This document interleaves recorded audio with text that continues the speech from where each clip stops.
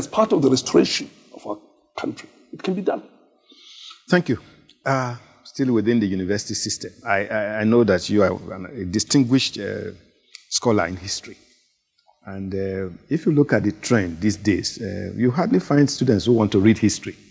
And while everybody is clamoring to read law, medicine, and all that, well, it's to do with history is dying. What is wrong? Well, it's the almost immediate response is it has to do with employment. Many people don't want to go into teaching. If you restore teaching, you see, if you restore teaching to the status that it used to occupy, people will go and read the humanities, the social sciences, and the basic sciences. People don't want to read mathematics. They don't read biology. Nigeria can't develop without biology, without mathematics, without history, without the basic science and the basic arts.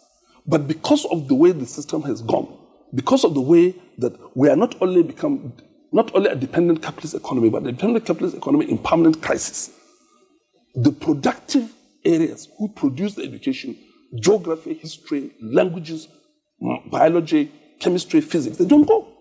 Because everybody says he wants his son to go and do profession and make money. And the fault is with the government. It's the goal with the governments because they don't give teaching the status it deserves. Why should somebody who goes and becomes an accountant earn more than a teacher? The teacher is more important. When we were old, when we were young, you know that. So it's not just history, it's physics too. Many departments of physics, there's only one. Why will Nigeria go without physicists? Biology. I think there's one university, one physics student. So it's not just history. Now, for the specific case of history too, there is a decision taken in 1970, certainly for the northern states, that we should and I think for Nigeria as a whole, to abolish history and geography in primary schools and substitute them with social studies. A decision taken largely under American influence.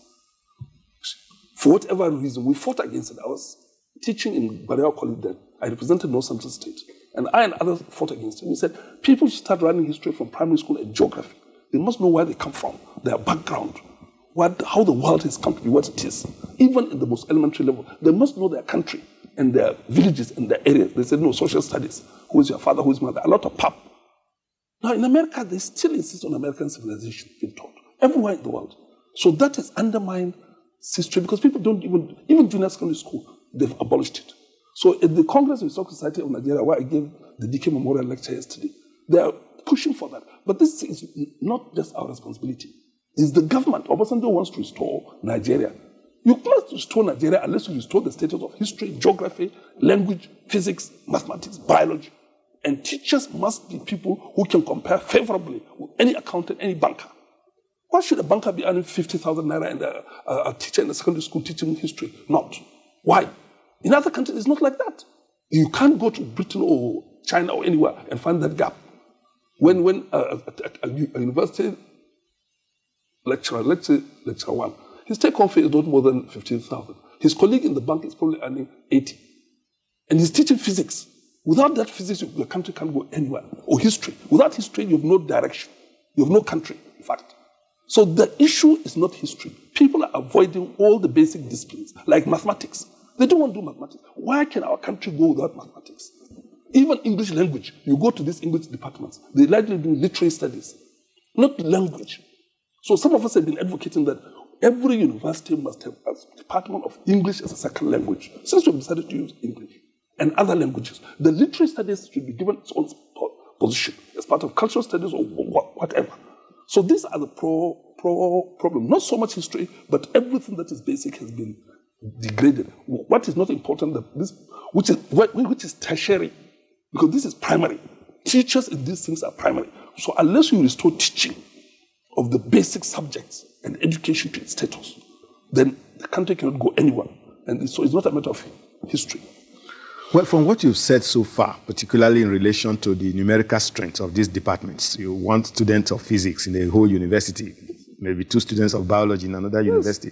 Don't you think there is need to restructure the university system? It's not that don't we have too many universities? It is the teachers you have to restructure. It is the employment you have to restructure. If today a physics graduate will earn as equal as a banker, as a bank manager, they'll go and do it. Do you get my point? There are physics graduates who finish and go and do MBA and go and work in a bank. Okay. So the problem is not in the university. The problem is the employment. That's why I've been criticizing this PDP government, national federal government. Their whole They talk of restoring education. You can't restore education outside a framework of a national development plan, which is an incomes and prices policy, which provides a rational structure of wages and salaries. You get my point? Yeah. You must rationally rate wages and salaries. You can't say somebody like you here in NT, because you're working in NT, somebody working for AIT will earn 10 times more than you do while you're doing the same work. It's not fair. You must have a rational policy, but because they're afraid of this IMF World Bank, they shy away from it. So it's all ad hoc. But you cannot get people to do physics and mathematics unless you give them remuneration. And that is a national policy. It's not a matter of the market. Nigeria must have mathematicians. Otherwise, we're finished. We must have biologists and microbiologists and biochemists. Otherwise, we're finished. Who teach our children. So you just have to pay them, whether the market likes it or not. In your own perception, do you think this is the kind of restructuring we need? When you listen to colleagues in politics and all that who talk about restructuring,